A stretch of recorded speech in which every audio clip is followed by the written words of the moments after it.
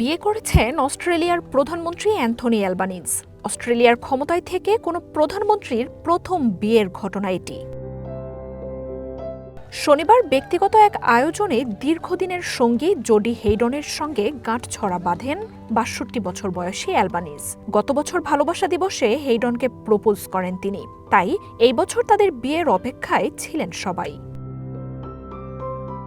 আনুষ্ঠানিক ছবি প্রকাশের আগে বিয়ের সব প্রস্তুতি হয়েছে অত্যন্ত গোপনে। ক্যানবেরার একটি লজে পরিবার ও কাছের মানুষদের উপস্থিতিতে হয় অনুষ্ঠান। সামাজিক মাধ্যমে বিয়ের ছবি প্রকাশ করেছেন অ্যালবানিজ নিজেই।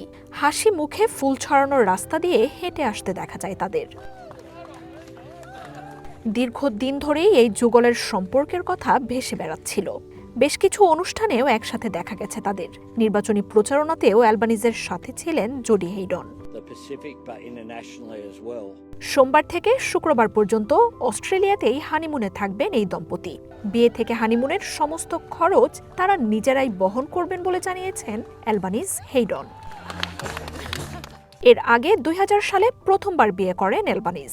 ২০১৯ সালে বিচ্ছেদের পরের বছরই হেইডনের সঙ্গে সম্পর্কে জড়ানোর খবর উঠে আসে।